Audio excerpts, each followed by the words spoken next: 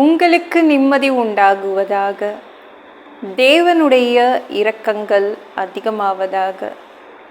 தேவன் என்ன சொல்கிறாங்கன்னா, சங்கீதம் 61:3, நீர் எனக்கு அடைக்கலமும் சத்ருவுக்கு எதிரே பலத்த துருகமாய் இருந்தீர்.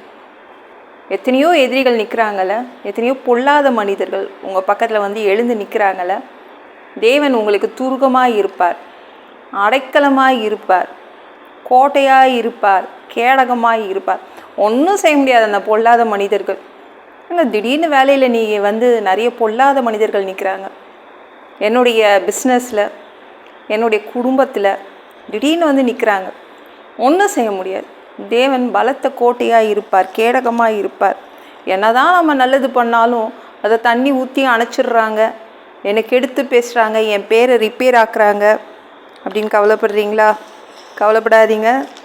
தேவன் பலத்த துருகமாக இருப்பார். உங்கள் மனசை உடச்சிடுறாங்கல்ல, பயத்தை கொண்டு வராங்க.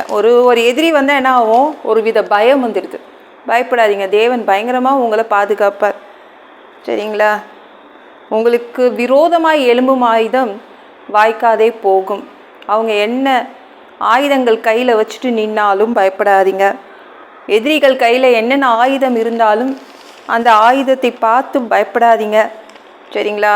அந்த ஆயுதம் உடஞ்சி போயிடும், அந்த ஆயுதம் ஒன்றுமே இல்லாமல் போயிடும், அது வாய்க்காது. சரிங்களாங்க? நீங்களே பாருங்களேன், உங்களுக்கு நேராக ஒரு அம்பு வருதுன்னு வச்சுக்கோங்களேன். அந்த அம்பு என்ன ஆகும்? உடஞ்சி விழுந்துடும். எந்த ஆயுதமும் வாய்க்காதே போயிடும். தானியல் இருக்காங்களே, அவங்க எதிரிகள் தானியலுக்கு என்ன ஆயுதத்தோடு வந்து நின்னாங்க தானியலை அழிக்கிறதுக்கு? சிங்கம், பட்டினி போட்டிருந்த சிங்கங்கள். ஆனால் அந்த சிங்கங்கள் தானியலை சாப்பிடல. தேவன் என்ன பண்ணார்? வாயை கட்டிட்டார். அந்த ஆயுதம் என்ன ஆச்சு? வாய்க்காமல் போயிடுச்சு. அந்த ஆயுதம் உடஞ்சி போச்சு, ஒன்றுமே செய்ய முடியல அந்த சிங்கங்களால். அவ்வளோதான். உங்களுக்கு எதிராக யாரோ ஒருத்தர் ஒன்று வச்சுட்டு நிற்கிறாங்களா? ஐயோ என்னங்க, அவங்க பெரிய பதவியில் இருக்கிறாங்கங்க, அதனால தான் எனக்கு எதிராக நிற்கிறாங்க. என்ன பெரிய பதவியில் இருந்தாலும் ஒன்றும் பண்ண முடியாது. அந்த ஆயுதம் வாய்க்காதே போகும். ஓகேங்களா? சாத்ராக், மேஷாக், ஆபேத்நேகோ அவங்க எதிரிகள் அக்னி சூளையில் போட்டாங்க. அந்த நெருப்பு எல்லாத்தையும் எரிச்சிச்சு, தெரியுமா? அந்த தீ எல்லாத்தையும் எரிச்சிச்சு. ஆனால் இந்த 3 பேரை மட்டும் எரிக்காமல் விட்டுச்சு. உங்களுக்கு விரோதமாய் வரும் ஆயுதங்கள் உடைந்து போகும், மொக்கையாக ஆகிடும். மொர்தெகாய்க்கு எதிராக என்ன வந்துச்சு? அவன் எதிரி வந்து என்ன செய்து வச்சுருந்தான்? 50 முழ தூக்கு மரம்.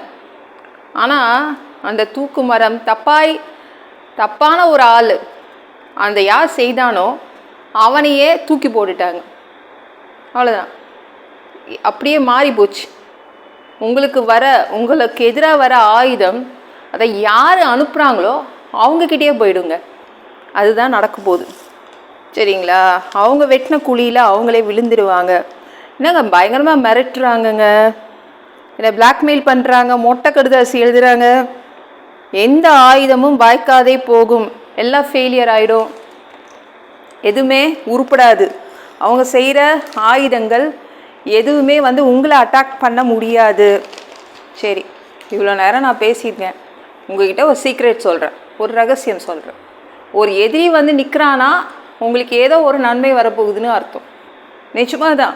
ஒரு பெரிய எதிரி வந்து எழுந்து நிற்கிறான்னு வச்சுக்கோங்களேன், உங்களுக்கு தேவன் ஏதோ ஒரு பெரிய நன்மை வச்சுருக்காரு. அதனால் சந்தோஷப்பட்டுக்கோங்க. சரிங்களா? ஏதோ ஒரு பெரிய நன்மை உங்களுக்கு சீக்கிரமாக வந்து நீங்கள் பெற்றுக்கொள்ள போகிறீங்க. சரிங்களா? இல்லைனா ஒரு டேர்னிங் பாயிண்ட்டு, ஒரு பெரிய திருப்பு முனை வரப்போகுது. உங்கள் வாழ்க்கை அப்படியே ஒரு லெஃப்ட் சைடோ ஒரு ரைட் சைடோ திருப்பப்படுது, வேறு பக்கமாக திருப்பப்படுது. வலது பக்கமாகவோ இடது பக்கமாகவோ ஒரு திருப்பு முனை வரப்போகுது. எத்தனையோ நாள் நீங்கள் கேட்டுட்டு இருந்தீங்களே, இது என்ன வாழ்க்கை, ஒரே இடத்துல ஒரே மாதிரி இருக்கேனே. இல்லை, தேவன் ஒரு மாற்றத்தை கொண்டு வருவார். எதிரிகள் வந்தால் ஏதோ ஒரு வாழ்க்கை மாறுதுன்னு அர்த்தம். அது கூட ஒரு சீக்ரெட் தாங்க, ரகசியம்தான், ஞாபகம் வச்சுக்கோங்க. எனக்கு கூட போன வருடம் செப்டம்பர் 4 எனக்கு ஒரு திருப்பு முனை வந்துச்சு. சில எதிரிகள் வந்து எனக்கு முன்னாடி வந்து நின்னாங்க. ஆண்டவர் ஒரு பெரிய டேர்னிங் பாயிண்டை கொண்டு வந்தார். என்னை முழு நேர ஊழியத்துக்கு கொண்டு வந்துட்டார். அது வரைக்கும் 13 வருடங்களாக நான் மேத்ஸ் டீச்சராக இருந்தேன். எனக்கு மேத்ஸ் எடுக்கிறதுனா ரொம்ப பிடிக்கும். நான் பிஎஸ்சி மேத்ஸ் முடிச்சிட்டோன்னே கூட வீட்டில் யார் வந்தாலும் அவங்களுக்கு நான் வந்து மேத்ஸ் சொல்லி கொடுத்துட்டே தான் இருப்பேன். அவ்வளோ பிடிக்கும் எனக்கு. ஆனால் ஆண்டவர் வந்து அப்படியே அதை டேர்னிங் பாயிண்ட்டாக மாற்றினார். போன வருஷம் செப்டம்பர் 4. காரணம் யார்? ஒரு எதிரிகள். ஒரு எதிரி இல்லை, சில எதிரிகள் எனக்கு எதிராக நின்றார்கள். ஆண்டவர் அதை அப்படியே திருப்பு முனையாக மாற்றினார். முழு நேர ஊழியத்துக்கு கொண்டு வந்துட்டார். 1 வருஷம் ஆயிடுச்சு, 1 இயர் ஆயிடுச்சுங்க நான் முழு நேர ஊழியத்துக்கு வந்து. எனக்கே அதிசயமாக இருக்குது. சில எதிரிகள் வராங்கன்னா உங்கள் வாழ்க்கை வேறு மாதிரி மாறப்போகுதுன்னு அர்த்தம். இப்போ உலகத்துக்கு வேலை செய்யும்போது ரொம்ப கஷ்டமாக இருந்துச்சு. ஆனால் தேவனுக்காக ஊழியம் செய்யும்போது நல்லா இருக்குது. ஆனால் தேவன் கூப்பிட்டுருந்தா நான் வந்திருப்பேனான்னு தெரியல. எனக்கு வந்து அந்த அளவு எனக்கு வந்து ஒரு நெருக்கடி இருந்துச்சு. என் ஹஸ்பண்டுடைய வேலை வந்து ரியல் எஸ்டேட் புரோக்கர் தான். அவங்க எப்பவுமே அவங்களுக்கு மந்த்லி தான் வருமானம் வரும்லாம் நம்ம எதிர்பார்க்க முடியாது. அப்போ என்னுடைய சேலரி எவ்வளோ முக்கியம் பாருங்கள். ஆனால் தேவன் என்ன பண்ணார்? எதிரிகளை எழுப்பி விட்டு அப்படியே திருப்பினார் என் வாழ்க்கையை. தேவனுக்காக ஊழியம் செய்கிறதுக்காக மாற்றினார். உங்களுக்கு ஏதோ ஒரு எதிரிகள் எழுந்திருக்காங்கன்னா ஏதோ ஒரு பெரிய நன்மை வரப்போகுதுன்னு அர்த்தம். இல்லைனா உங்கள் வாழ்க்கை வேறு பக்கமாக திருப்பப்படுதுன்னு அர்த்தம். ஞாபகம் வச்சுக்கோங்க, சரிங்களா? அதனால் நல்லது தான், ஓகேங்களா? ஒரு பெரிய நன்மை உங்களுக்காக காத்துட்ருக்கு. ஏதோ ஒரு பெரிய நன்மை, ஒரு சந்தோஷம், ஒரு நிம்மதி காத்துட்ருக்குது, ஓகேங்களாங்க? இந்த வீடியோ பிடிச்சிருந்துச்சுன்னா மற்றவங்களுக்கும் ஷேர் பண்ண மறக்காதீங்க. கர்த்தர் தாமே உங்களை ஆசீர்வதிப்பாராக. ஜெபம் பண்ணலாமா? அன்பு பிதாவே, உங்கள் பிள்ளைங்க உங்கள் பாதத்தில் வந்திருக்காங்கப்பா. சாமி இரக்கம் செய்யுங்க, இறங்குங்க அப்பா. உங்கள் பிள்ளைங்க வாழ்க்கையில் பொல்லாத மனிதர்கள் வந்து நிற்கிறாங்க. ஓகே ஆண்டவரே, நீங்கள் உங்கள் பிள்ளைங்கள பத்திரமா பாதுகாத்து கொள்வீங்க, கேடகமாக இருப்பீங்க. உங்கள் பிள்ளைங்களை யாரும் ஒன்றும் செய்ய முடியாது. உங்கள் பிள்ளைங்களுக்கு எதிராக இருக்கிற அந்த ஆயுதம் வாய்க்காதே போயிடும். நன்றி ராஜா, உமக்கு சோத்திரம் அப்பா. உங்கள் பிள்ளைங்களுக்கு ஏதோ ஒரு நன்மை வரப்போகுது. உங்கள் பிள்ளைங்களுக்கு வாழ்க்கையில் ஏதோ ஒரு டேர்னிங் பாயிண்ட் வச்சுருக்கீங்க, ஒரு திருப்பு முனையை வச்சுருக்கீங்க. அதற்காக நன்றி எல்லாம் பொல்லாத பிசாசுகள், ஏவல்கள், மந்திரங்கள், தற்கொலை ஆவிகள், பயத்தின் ஆவிகள், பலவீனப்படுத்துகின்ற ஆவிகள் எல்லாம் இயேசு என்ற பெயரினை கொண்டு துரத்துகிறேன். ஓடிப்போ. உங்கள் பிள்ளைங்கள் ரத்த கொடிக்குள் மறைச்சிக்கோங்க. பரிசுத்த ஆவியால் நிரப்புங்க. ஞான ஸ்நானம் எடுக்கணும். உங்கள் பிள்ளைங்க ரட்சிப்பீராக. இயேசுவின் காயப்பட்ட தழும்புகளால் எல்லா வியாதிகளும், எல்லா பலவீனங்களும், கேன்சர் போன்ற வியாதிகளும், மரணப்படுக்கைகளும், பரம்பரை வியாதிகளும் சரியாகுவதாக. மனிதனாக பிறந்தா ஜீவ புஸ்தகத்தில் பேர் எழுதியிருக்கணும்ப்பா. அப்படி இல்லைன்னா அந்த மனிதனை பிடிச்சி நீங்கள் நரகத்தில் தள்ளிடுவீங்க. சாமி, தீ எரிக்கிற இடத்துல எங்களை அனுப்பாதீங்கப்பா. நாங்கள் பரலோகத்துக்கு வர்றதுக்கு ஆசைப்படுறோம். தயவுசெய்து அங்கேயே அனுப்பிடுங்கப்பா.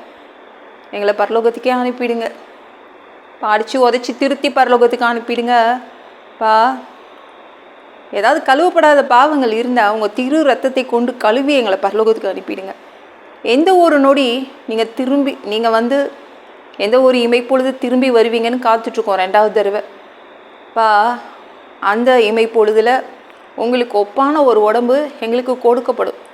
அதை பெற்றுக்கொண்டு நாங்கள் உங்களை பார்க்க மதியவானத்தில் உங்களை சந்திக்க வருவோம். அந்த தருணத்தை நாங்கள் இழந்துடக்கூடாது. பரிசுத்தமாக வச்சுக்கோங்க. பரிசுத்தமாக வாழ்கிறது ஒரு மனிதனால் கூடாது. சாமி, உமக்கு நன்றி. எங்களை நீங்கள் பரிசுத்தமாக வச்சுக்கோங்க. 7 வருடம் அந்த கிறிஸ்து ஆட்சியில் விட்டுட்டு போயிடாதீங்க. பேய் நடத்தும் ஆட்சியில் விட்டுட்டு போயிடாதீங்க. 3வது தடவை கூட இந்த பூமிக்கு வருவீங்க. 1000 வருடம் அரசாட்சி செய்வதற்காகவே வருவீங்க.